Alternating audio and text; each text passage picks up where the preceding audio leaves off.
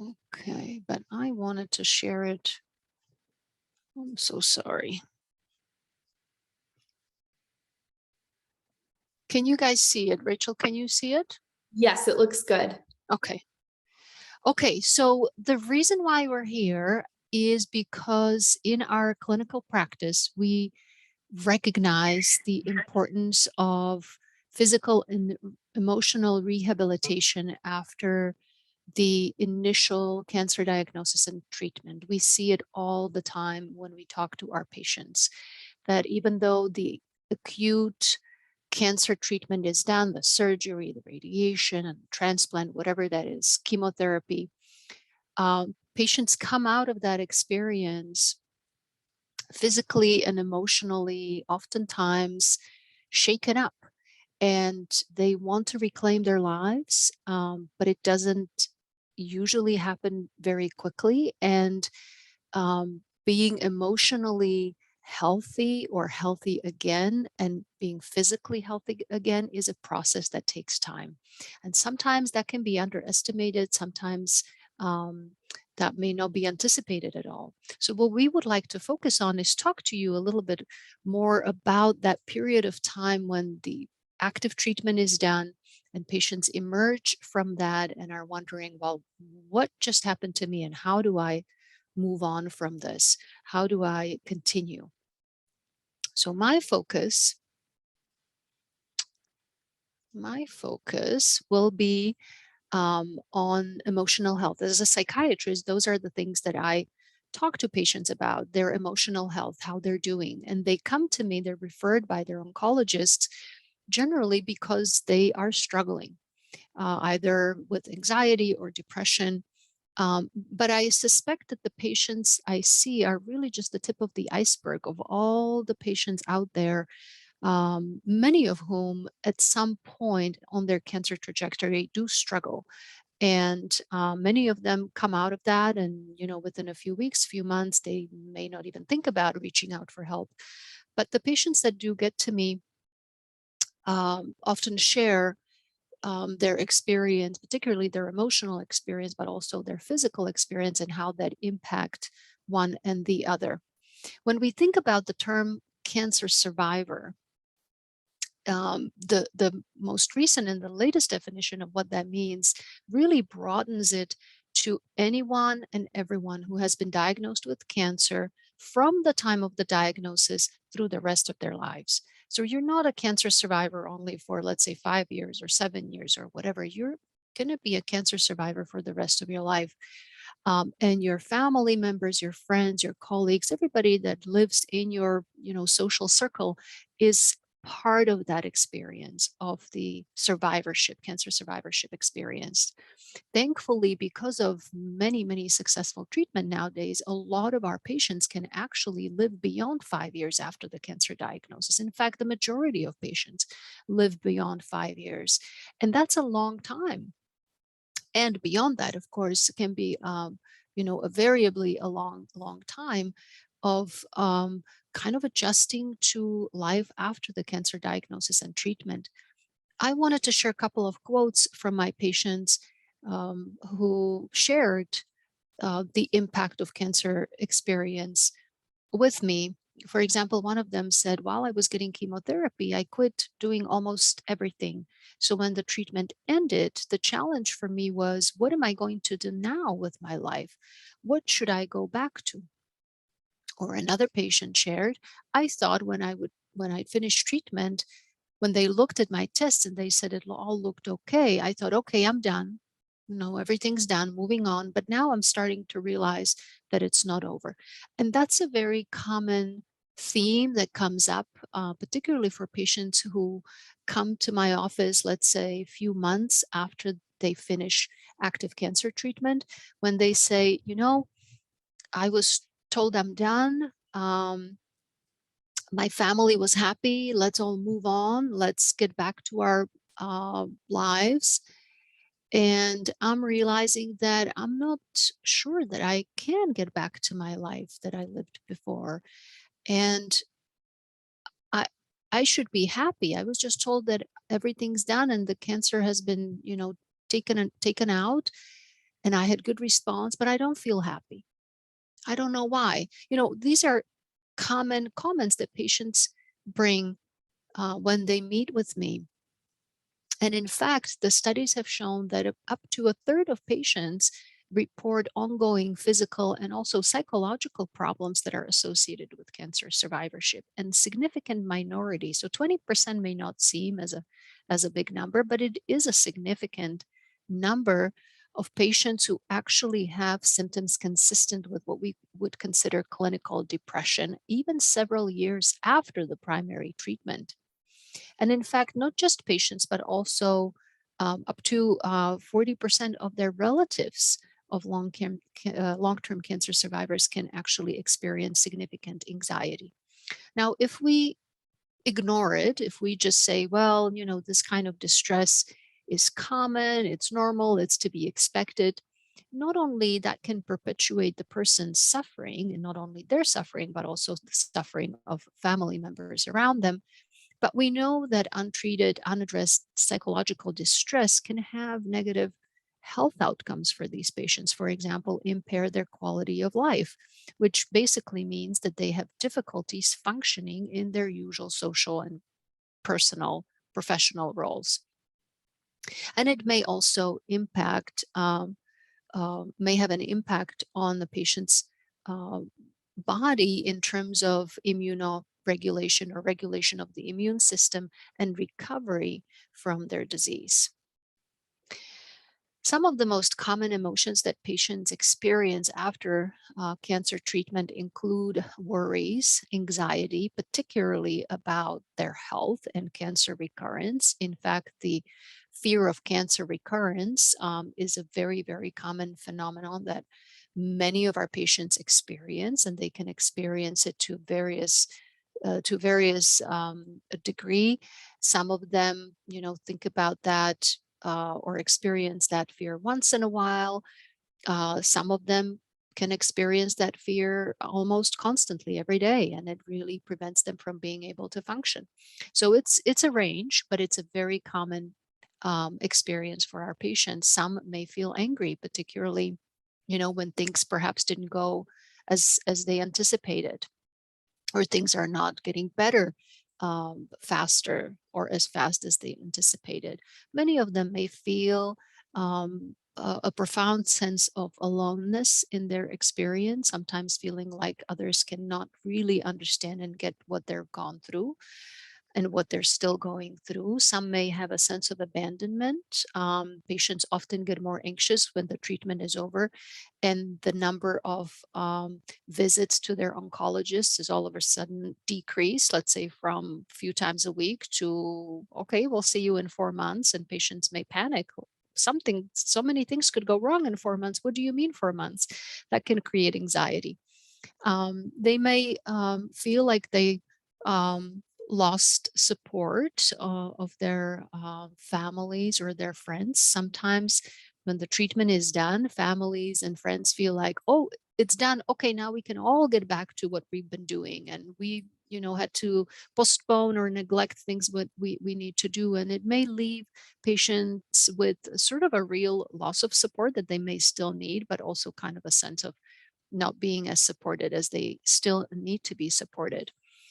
Needless to say, a lot of things can remain to be reminders and triggers of anxiety for patients, whether it's, having to drive back to the cancer center, or it could be sounds or smells or experiences that remind them of um, uh, any particular time during their experience of diagnosis and treatment that can trigger um, uh, an anxiety response for them. I have a lot of patients who tell me that they don't like coming to City of Hope because it reminds them of what they've gone through. On the other hand, I also have a lot of patients who do like coming to see their oncologist, interact with others.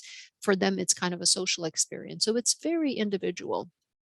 For many, many of our patients, the experience of cancer uh, is not necessarily just a negative experience. For many of them, it can be a really transformative experience that had forced them to pause and think about themselves, about their lives, reassess who they are, who they want to be, what is important to them. And these are things that they bring to my office and that they talk about. And that too is very individual, but it can be an opportunity for what's in scientific literature now called so-called post-traumatic growth. And it applies not only to cancer, but other types of trauma where the traumatic experience, as bad as it can be, can for some people, particularly for those who have a lot of resilience, can come out of that with a different and renewed sense of purpose and understanding of themselves and the world. So in for some patients, this can actually be an enriching experience. Now, if you yourself or your loved one experience a lot of anxiety or a lot of depression, you may be wondering, well, I'm not sure. It doesn't feel right the way I'm feeling, or it doesn't seem right the way that, my partner is um, uh, feeling. What do we do? When do we reach out for help? How do we know that we should be reaching out for help? Patients often don't know, or their family members, even physicians sometimes are not sure when to refer. Um, Again, it's very individual, but in general, I would say that if the symptoms of anxiety, and what I mean by anxiety are generally worries, either these are kind of almost constant excessive worries, or recurrent, often recurring anxiety attacks that can be very unpleasant and distressing. So if those symptoms are present or occurring almost on a daily basis, they're very frequent, they're upsetting, they're causing difficulties for that person to function. Maybe they don't want to go out because they feel so anxious, or they're afraid to return to work because of their anxiety. They cannot focus on things because they're constantly worried about cancer coming back.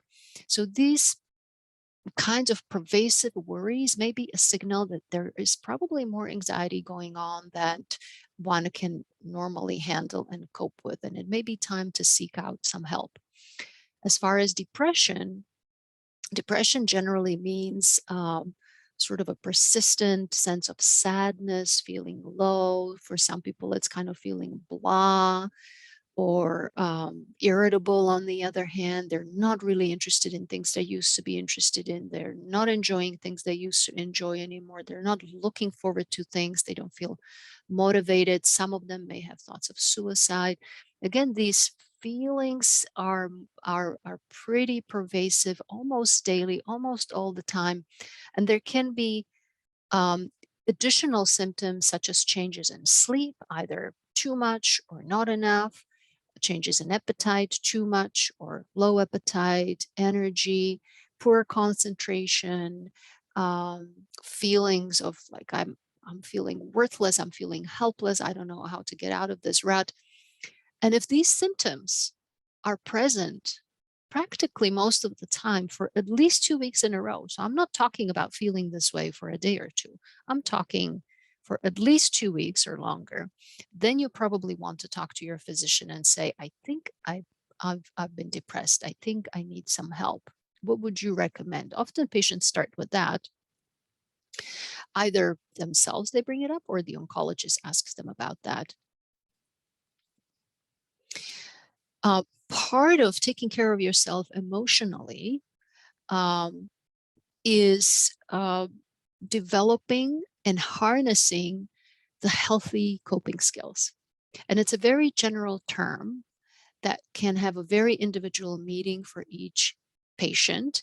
But during the survivorship, it may seem like the demands for the patient's ability to cope are even higher, because that's the point where we sort of expect the patient to adjust to the fact that they had this diagnosis, that they had the treatment, that now they're managing maybe some residual side effects. And we want patients to be able to cope effectively with whatever uh, they still have to deal with, whether it's pervasive fatigue or inability to do some of the things that they enjoy doing. All of these things can create frustration for patients as they're trying to get reclaim their lives. And so being able to cope effectively and to be able to cope in a healthy manner is really, really important. Part of that is being able to adjust the expectations that you have of yourself and that you have of others. I see quite often how patients who have high expectations of themselves because they were mm, really kind of accomplished, high functioning, very active people before cancer diagnosis. And if the cancer and treatment robs them of that to a degree, they all of a sudden feel very disappointed in themselves and they put a lot of pressure on themselves on how they should be. By now, I should be able to do XYZ. Well, that may not be realistic.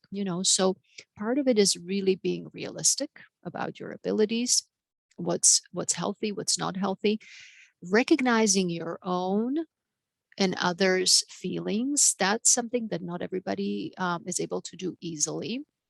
Being able to be in tune with how you're feeling and naming those feelings and being able to communicate how you feel to those around you. Those are essential to healthy coping and healthy emotional life. We have to be able to name how we feel and be able to talk about this with people whom we love. And maybe it's just one person, maybe it's two people, but to be able to communicate that, not having to bottle things up, is really important.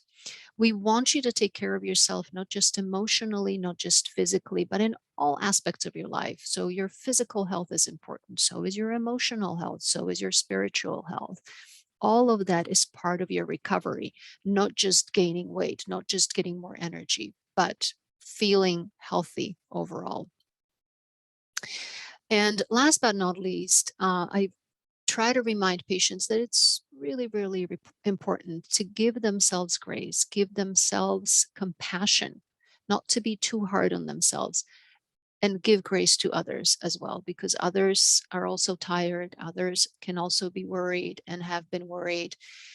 So, with patience, compassion, and kindness for each other, we can get better and cope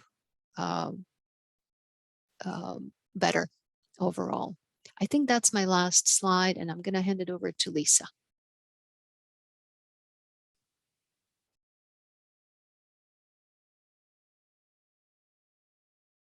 Lisa, you're mute. There we go.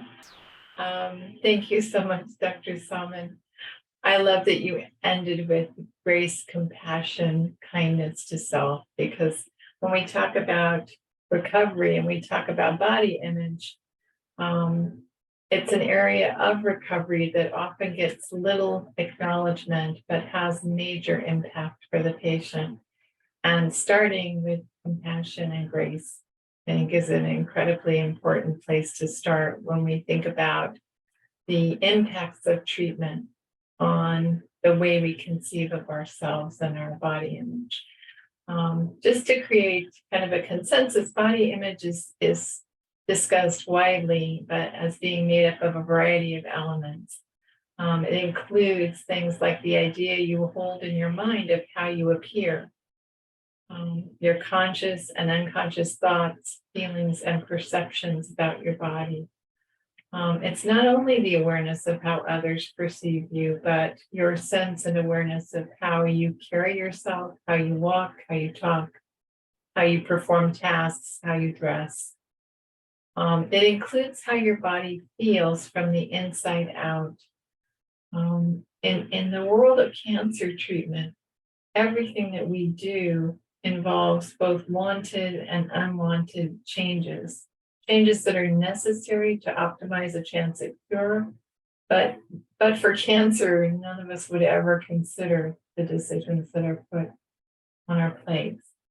So the idea that there is going to be and is necessary distress, discomfort, and pain. And that's a part of treatment, that there are lists of side effects, but there's no real roadmap. Each patient experiences this uniquely and to differing extents. And unlike maturation where we go from, childhood, adolescence to young adulthood to middle age, where we can look at peers and say, oh, yeah, I'm doing pretty much the same as my friends are. In the world of cancer treatment, everybody has very much their own path with different emphasis, points of distress, points of strength that they can share with each other and benefit by. But definitely, it is a very unique process. There's really no time when you're in treatment to process all of the changes that are being asked of you. And the changes that you'll experience include side effects such as hair loss, surgical scars, that includes amputation scars. Scars include both what's external, what you see, what others who know you will see, but they also include your knowledge of the scars that you carry internally. Weight changes, gaining, losing, shape shifting, often associated with menopause, where there may not be a gain or loss, but there may be a different distribution where you and how you carry your weight. Things like radiation burns, fatigue, premature aging, neuropathy, lymphedema. These are all well-known side effects of many of the common chemotherapy drugs, infusion therapies, immunotherapies, hormone suppressing therapy. There are also changes in the way you access and express your sexuality. Some areas of your body may actually be painful or uncomfortable, and that becomes its own new, if temporary, norm. Changes of treatment, some may be permanent, some may be recoverable, some may be partially recoverable, and some not at all. And so when you go through treatment, though there's no time to process the changes, when treatment ends, there is an overwhelming kind of deluge of awareness. And that awareness is part and parcel of your sense of yourself in your body and your body image. Treatment changes the way you live in your body.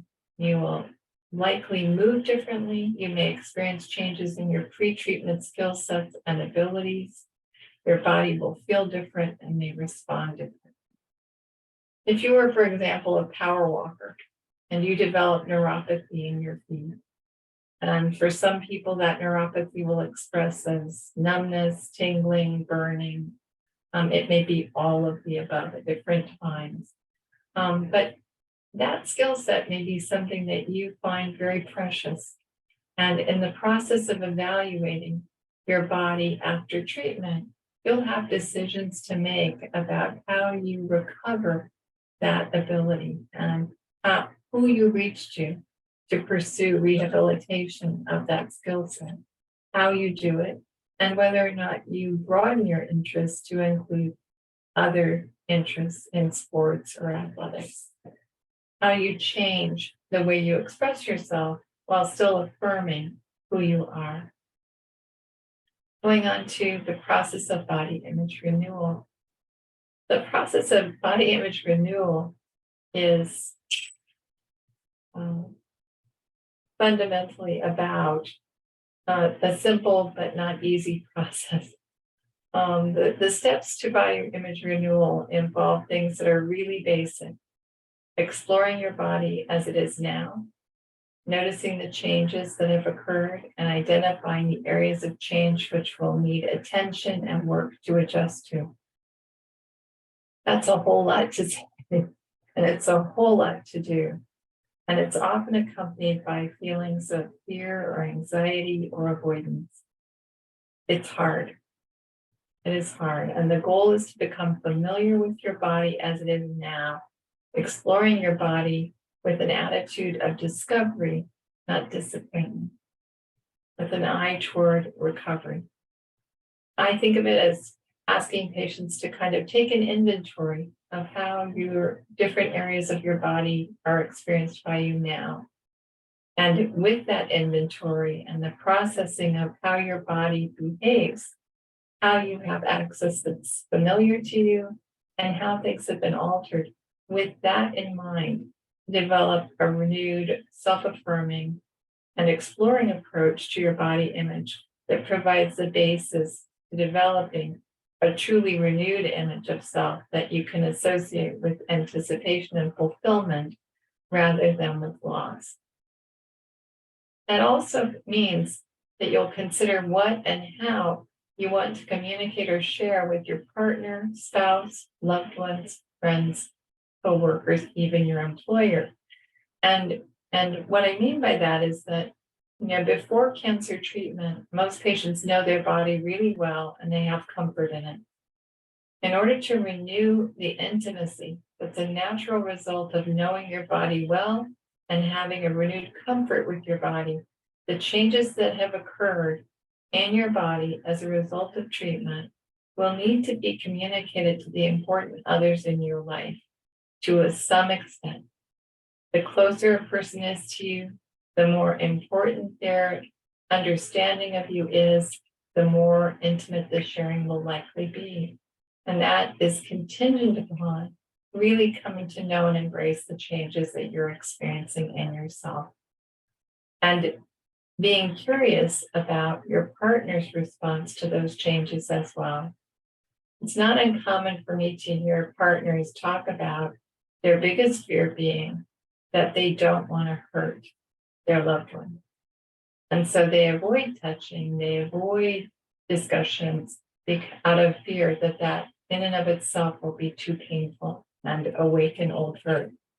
And for the patient to become comfortable and familiar with themselves begins to break down some of the taboos of that period and encourages dialogue and communication in a functional way, in a practical way, and in a way that's focused on recovery.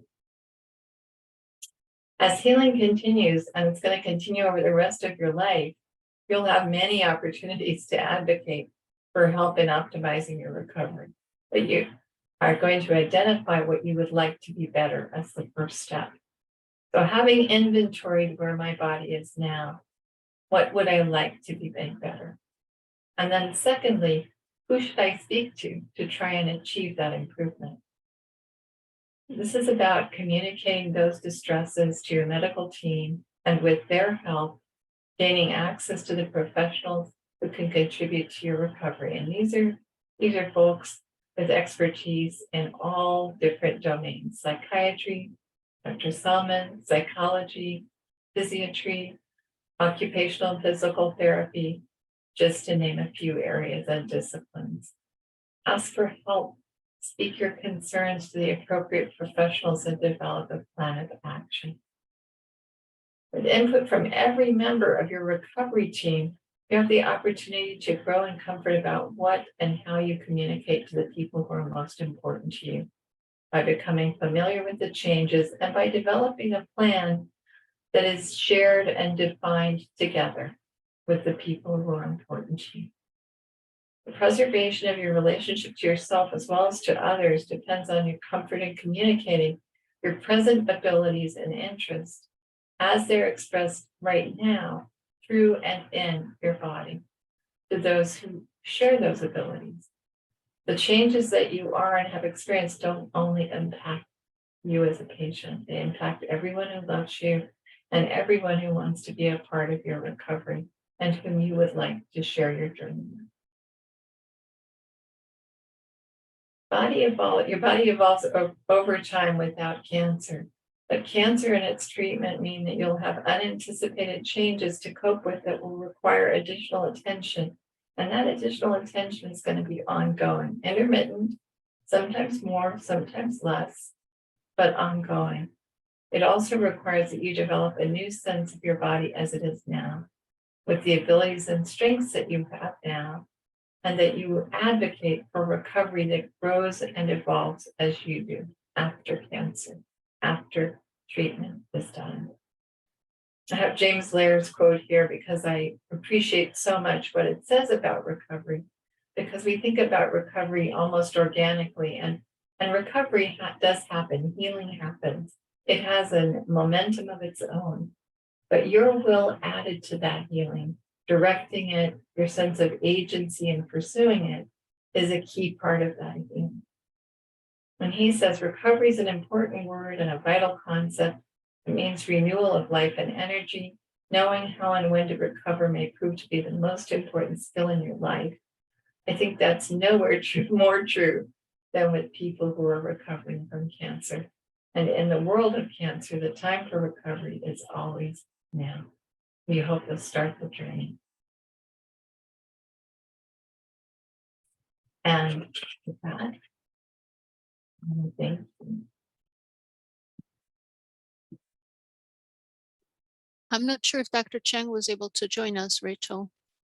I don't think so. So thank you both for making this so comprehensive and informative and loving.